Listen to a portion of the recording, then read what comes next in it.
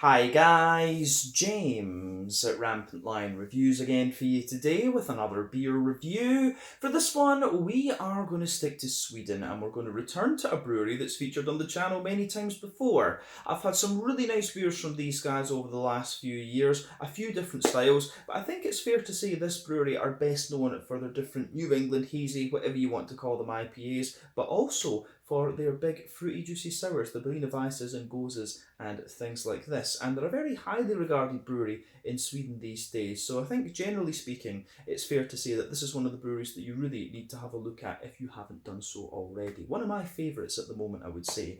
But the beer we're going to have a look at today is a style that we know these guys do very well, and it's also one that I really wanted to try, but unfortunately it sold out very quickly the last time they released it. But thankfully, they've just redone it, so I'm looking forward to finally getting around to reviewing this beer. So hopefully it lives up to my expectations, hopefully it makes for an interesting review, and as always, I hope that you guys enjoy my take on this one as well. So yeah, for this review then, we are going to return to Gothenburg, Göteborg, as you would say in Swedish, the Swedish craft beer capital up there on the west coast, and we are going to return to the wonderful DuckPond Brewing.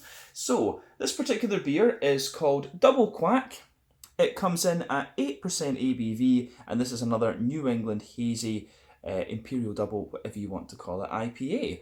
So yeah, this beer was re-released as part of the local Osmoskalikt assortment through Systembolaget here in Sweden for April of 2022, and I actually can't remember when the original release was. I think it was last year, so maybe this is one that they're going to kind of redo and re-release every year. I'm not 100% sure, but yeah, very curious to see what this is going to have in store for us. I reviewed the original Quack, and I can't remember if there's a triple Quack, actually. I think there might be, but yeah, this one should hopefully be very, very interesting. It's got good ratings anyway.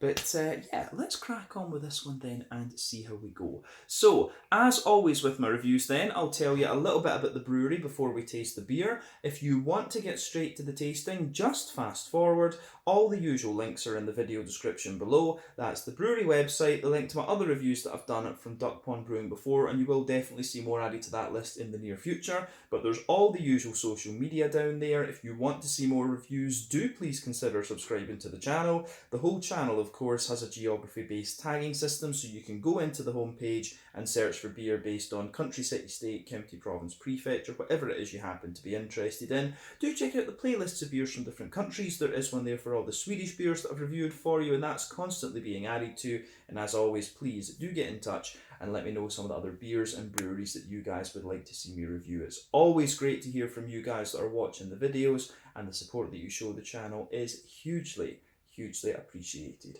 So anyway, on to my brewery notes then, to tell you a little bit about DuckPond Brewing then. So DuckPond Brewing were originally known as Mikrofonbryggeriet, the microphone brewery in English, and this company is the brainchild of Nikola Sarsevets, who is a singer and songwriter for the band Millencolin, who have been making music since 1993.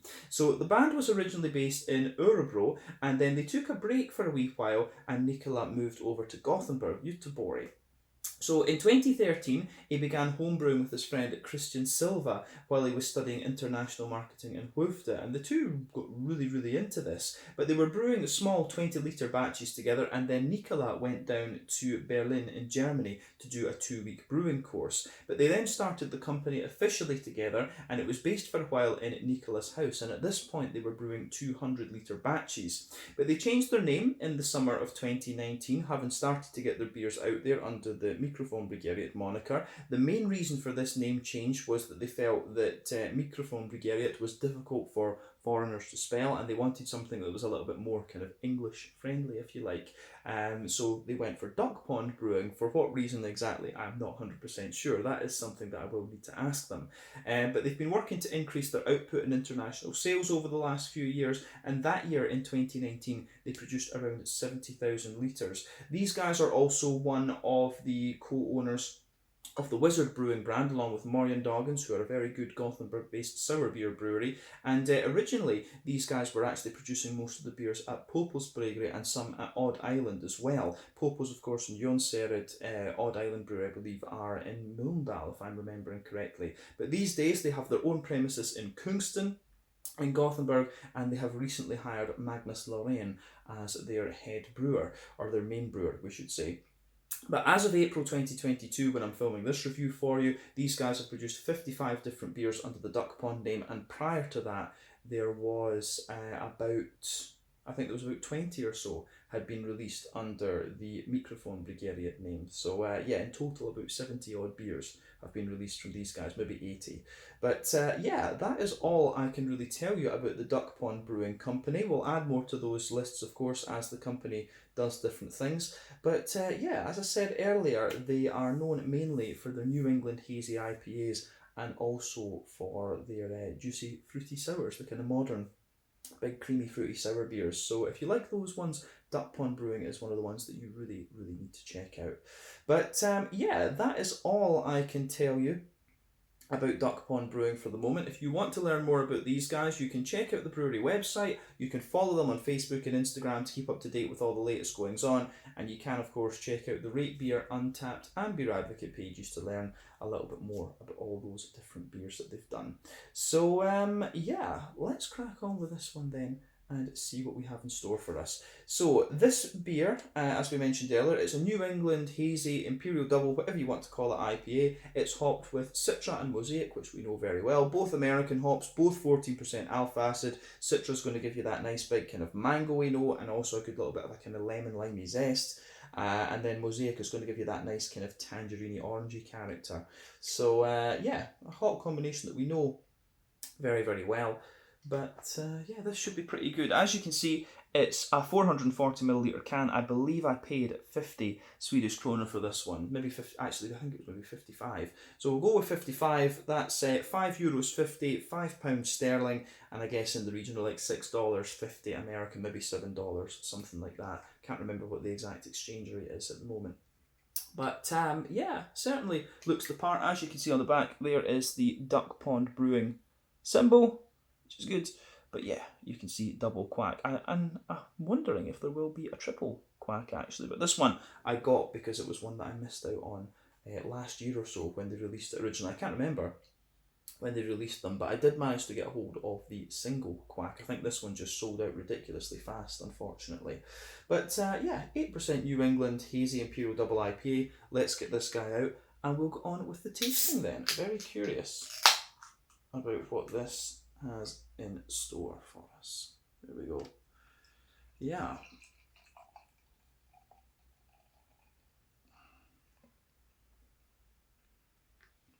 Nice. Anyway, there we go. There we go. So, as you can see, and as you would expect, this one looks exactly what you would want from a New England IPA. Brain fart there. But yeah, before the head disappears on this one, then you can see that it's poured, I would say, with about a 1/3 finger of a frothy, I would say kind of creamy coloured head. That's going to fade away quite quickly to be a very thin foamy layer though, but it's got a thicker ring around the edge of the glass. But yeah, it looks very, very nice. But you can see nice small bubbles in there. But yeah, 1 or 2 big bubbles sticking toward the side of the glass, a few little ones going up toward the bottom of the head there. But overall, it looks very nice. If we shine the light through this one, it's got a lovely, very kind of bright yellow colour to it. I would describe it as being akin to like a mango juice or something. I always like comparing the New England IPAs to different kinds of fruit juices because that's just what they remind me of.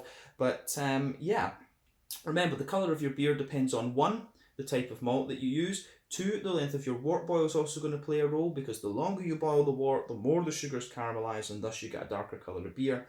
Any barrel aging that you do and any adjuncts that you put in can also affect the colour of your beer, but in the case of New England IPAs, it's very, very rare that you have to care about those particular variables. So yeah, this one is all about the different kinds of malt, and usually a New England IPA has a wort boil of about 90 minutes or so.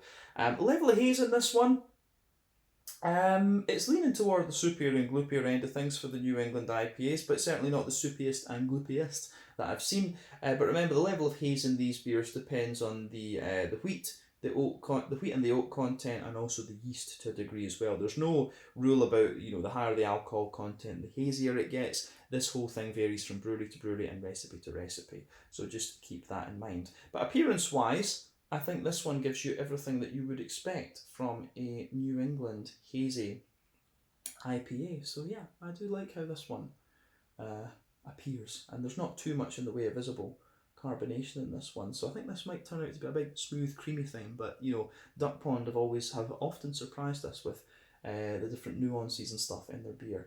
But yeah, nothing untoward about the appearance of this one for a New England IPA. Let's take a look at the aroma and see what we have with this one. So yeah, let's do this. Ooh, that does smell nice. That does smell very, very nice. Yeah, I'm going to say straight away with this one, it comes across as very well balanced in its malt base, and you can smell a little bit. It isn't at its prime freshness. I am drinking this one kind of later in April, and it'll have been made. A week or two before it's released through Systembolaget. Of course, that's one of the downsides with Systembolaget. You never get these beers at their absolute freshest. And of course, I was away at the beginning of April when I had the chance to order these beers originally. But yeah, with this one, you can smell there's a good balance in the malt base there. It's got a bit of breadiness. You can feel the wheat thickening it out. You've also got a little bit of the oatiness in there, but you can smell a wee bit of the dryness of the oats. And as I've told you before, with New England IPAs, the oats are a very good indicator of how fresh your beer is, because the more dryness you get from the oats, that usually tells you that the beer is a little bit older. But on the green component, I would say that this one is kind of, it has got floral character to it, but it's a wee bit lighter and grassy for me. And then you've got a lovely soft, juicy fruit note to it. And that's one of the things I love about DuckPond, the way that the fruits come out in these DuckPond IPAs is always very, very nice. So yeah, keep that in mind with these beers. But this one, to me, it smells like a typical DuckPond Brewing beer, but I love what this brewery do, so it's very, very inviting. But let's go into that aroma a wee bit more in depth and just break it down for you. So the backbone of the beer, the malty side of things. So yeah, backbone wise, this beer, it's certainly got a little bit of that kind of bread crusty sort of thing. Yeah, you can smell that nice kind of fresh white bready bread crust forming the backbone of the beer. Very smooth actually. Lots of fluffy, fresh white bread to this one, which I think is great. Yeah, fluffy, fresh white bread. On top of that, you have a nice, you can smell the wheat just thickening the whole beer out at the back of the nose. At the back of the nose, you can definitely pick up a little bit of the more bitiness from the wheat. But the wheat in this beer for me is very, very smooth actually, which is interesting. But yeah.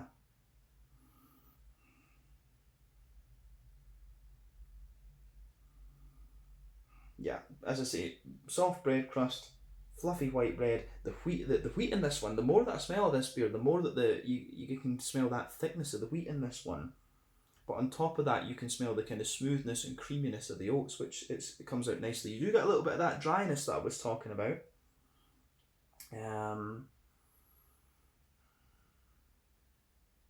Yeah, you do get a little bit of that dryness out of the oats in this one, which is interesting. And I'm just looking at the date on the can there. I think this beer might be about 5 or 6 weeks old, something like that, just going by it. So yeah, near 6 weeks I should say.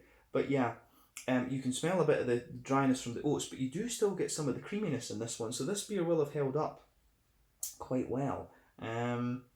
I think I get a little teeny bit of sweetness out of this one, but not a lot. As I've said to you before, in my opinion, there are 6 different elements to think about in a New England IPA. You can get the sort of yeasty side of things, the rye leaning side of things, the rye kind of grainy side as well. Those 2 elements are a bit more common in American brewed New England IPAs.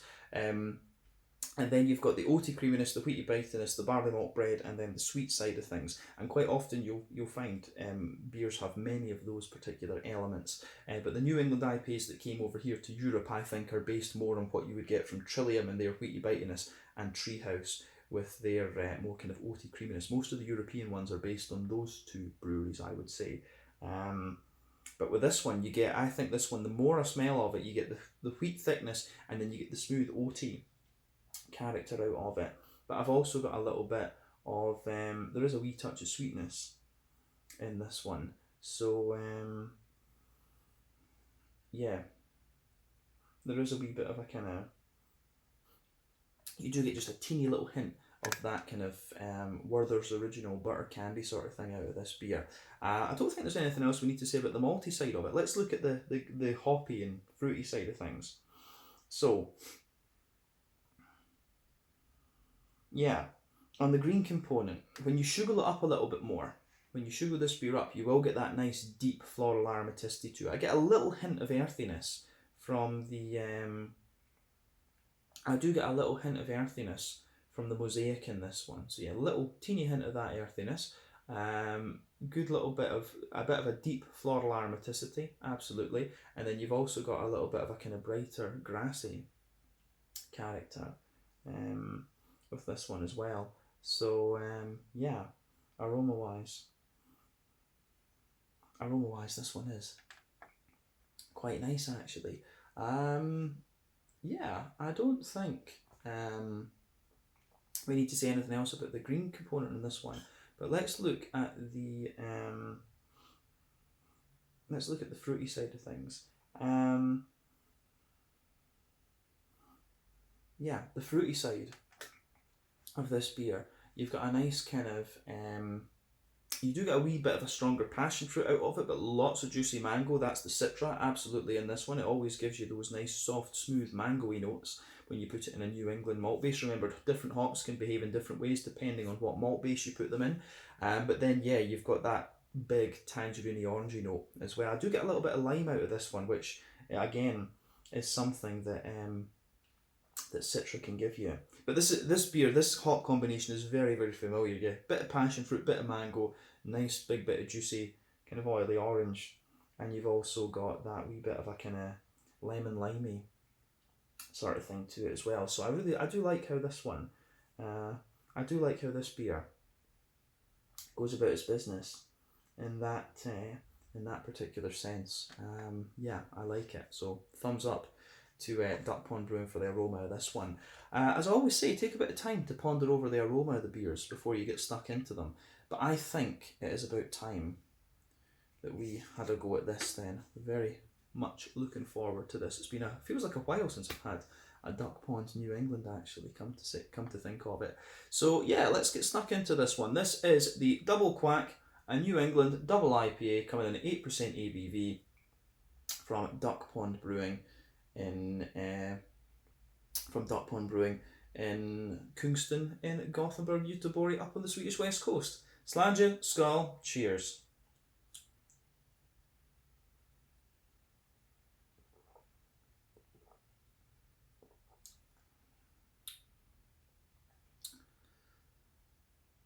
Yeah. Once again, pretty solid, I have to say.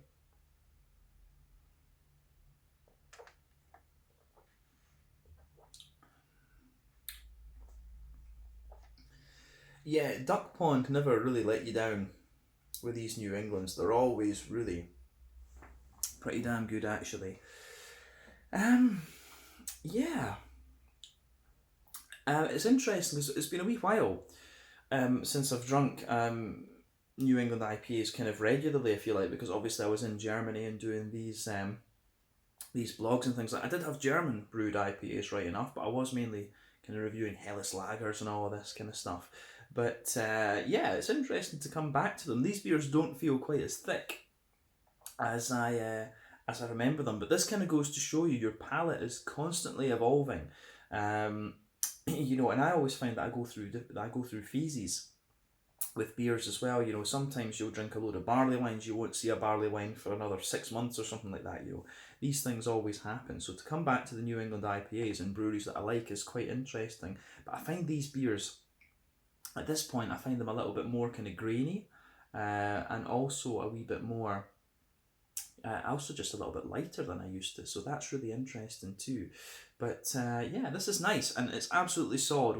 You wouldn't expect anything less from DuckPond Brewing, to be honest.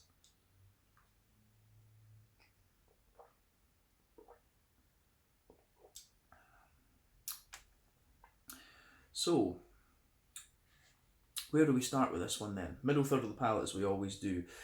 So, that middle third of your palate, backbone of the beer. You've got a lovely little bit of a kind of bread crusty note there, so you can feel that nice kind of grainy bread crusty character, which is very nice. I really like that. But yeah, so a little bit of bread crust there. On top of that, you've got that kind of fluffy white bread from the barley malt in this one, which I really like.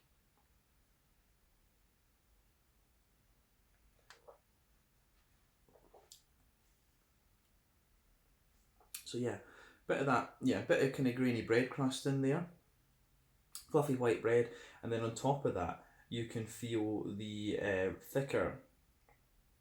On top of that, you can feel the thicker kind of wheaty character coming out of this one too. So I like how that goes together. Yeah, I think this. I think that's a nice. It's got a nice combination to it, and I think the way that this beer evolves is quite interesting because you get a little bit of dryness out of the white bread in this one, and that comes out later. So you've got that slightly grainier bread crust underneath the fluffy white bread, then the wheat just thickening it out, and then the whole middle third of your palate just dries out a wee bit the further you go into the aftertaste, and it feels, when you have a bit of that bread crust, and it's just when you've got a bit of that bread crust and it's just it's kind of straight fresh out of the bakers, and you've got a wee bit of flour on it, it really kind of feels like that in the middle third of your palate the further that you go into the aftertaste. So yeah, that's interesting too. And I will point out that this beer does have a wee bit of wheaty bitiness in the back third of the palate too, but we'll come to that a bit later on.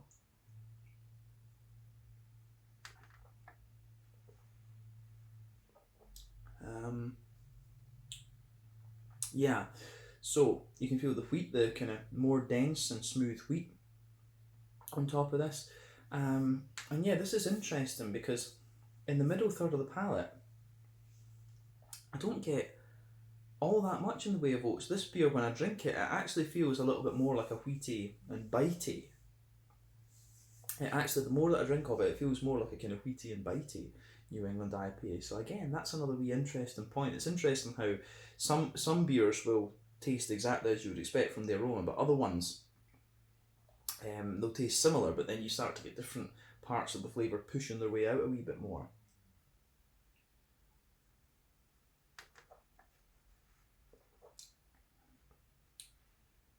So yeah, in the middle of your palate then, you can feel that kind of down the centre line of your tongue, you get a wee bit of that smooth, oaty, creamy character there. So in the dead centre of your palate, you've got a little circle there where it's oaty and creamy. Then as you move further and further out toward the edge of the palate, you get more of the kind of oaty dryness. You get a little bit of that oaty dryness out of the beer, which I think is quite nice. So yeah, a thicker, denser line of oaty creaminess in there, then a wee bit of dryness the further out that you go. So yeah, I like how that goes together too. But I'm trying to figure out in the middle of the palate if there is a wee touch of sweetness. Maybe in the dead centre of your palate, you've got a little circle there, and you've got that kind of. You maybe do have just a little touch of a kind of Werther's Original butter candy, butterscotchy type thing to this, but it's not immediately obvious. This to me is really more of a kind of. I find this one to be quite bready and quite wheaty leaning. Actually, it's kind of similar to what you might get from some of the Trillium beers over in the US.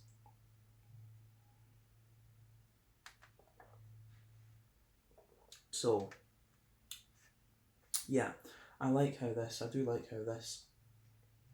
goes together. Yeah, interesting. But let's focus on the back third of the palate then. So the border region between middle third and back third of your palate, you do get a little bit of breadiness in there. You can feel that kind of more kind of bread crusty build up, but then the base of the back third of your palate, there's a nice kind of graininess to it. Absolutely. So yeah, a little bit of a kind of grainy bread crusty sort of thing. On top of that, you get that soft white bready layer, and then on top of that layer is taller, of course, on the back third of your palate. Then on top of that, you can feel a nice dense wheaty note to this one, and that's where you start to get a wee bit of the kind of spicy bitiness out of the wheat, which is quite interesting. And on top of that, of course, you get a wee bit of the yeastiness. So the yeasty note has a little bit of a kind of crackery sort of thing, a little bit of a kind of woody farmhousey type note. So yeah, I like how that goes together.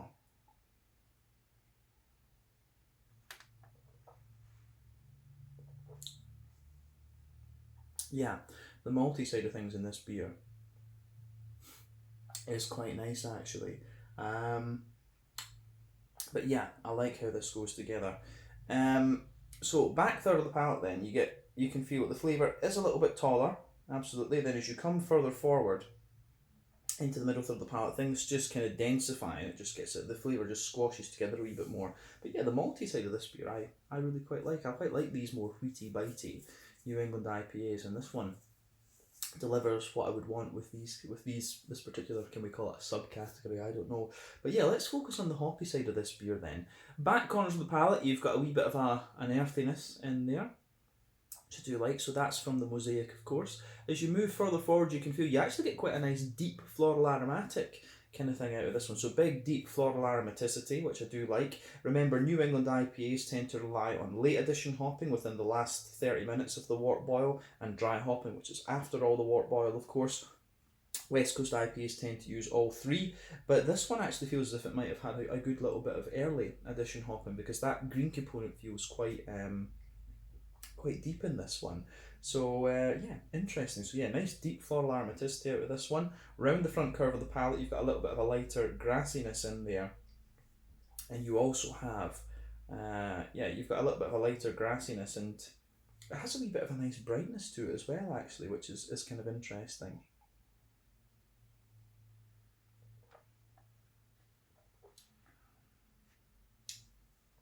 So yeah, on the fruity, don't think we need to say anything else about the green component, to be honest with you. It has actually got the green component has a nice wee bit of zip to it, but let's focus on that front third of the palate and the fruitiness. So the border region between front third and middle third of your palate, again, you get a little bit of a bready build up there. The base of that front third of your palate is a wee bit more, the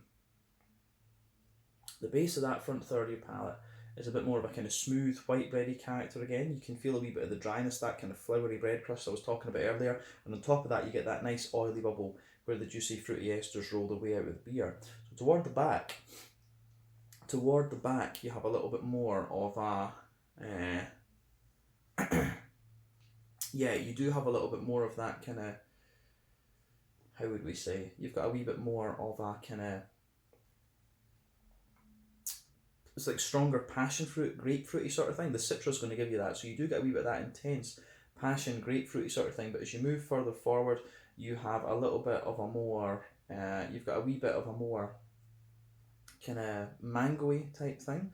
So yeah, a bit of a grapefruity, passion fruity sort of thing, a more kind of juicy mango sort of note, and then you've got a softer kind of apricotty type vibe to the beer as you move right into the middle of that front third of your palate. As you move into the front half, of course, you can feel the more oily, tangerine notes from the Mosaic coming out. But I think just as you reach the front tip of that front third of your palate, you get a bit of a kind of lemon limey sort of thing.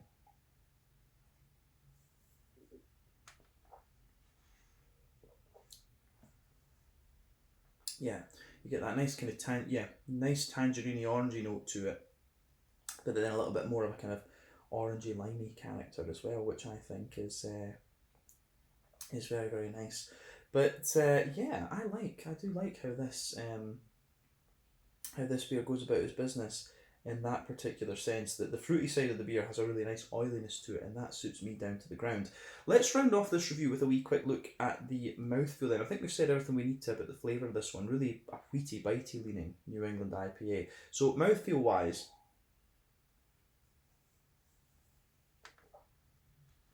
yeah, to me it's pushing toward the kind of top end of mid-bodied, bottom end of full-bodied. Carbonation is quite smooth. It's got a little bit of an oily slickness to it as well, which I think is really nice. I do like that about this beer. In terms of hoppy bitterness, I think this is a fairly typical sort of 40-ish. I think it's a fairly typical kind of 40 IBU, this one. The malt base is quite nice and smooth, as we've said. There's a wee touch of sweetness to it, but I find this beer really kind of wheaty and bitey within the New England category. Then you've got a nice bit of an oily, fruity character to it as well. For me, it gets a big thumbs up, actually. I really like how this one, I do really like how this one goes about its business. So yeah, I like this one. This has been really nice. The double quack, it certainly hasn't disappointed, even though I've had to wait a wee bit of time to review this. But yeah, I think we can leave it at that for this review. So yeah, the double quack, an 8% New England Hazy Imperial Double, whatever you want to call it, IPA from DuckPond Brewing in Kingston and Gothenburg. A really nice, wheaty, bitey leaning New England IPA in my opinion. So yeah, once again, thank you for watching my beer reviews. Until the next time, please like, subscribe, share, all the usual YouTube stuff. Let me know your own thoughts on this beer. Let me know your favourite beers from DuckPond Brewing as well. I do have 2 sour beers in the fridge from these guys that I'll review as soon as I can. And yeah, we'll keep an eye on what these guys are releasing over the next little while. But as I said, if you like, Berliner Weisses, Goses, New England IPAs, then DuckPond Brewing are one of the ones that you really do want to check out, actually. So yeah, in the meantime, thank you again for watching. Check out my social media, check out theirs, and I'll see you guys in the next review. Slàinte, skål, and cheers.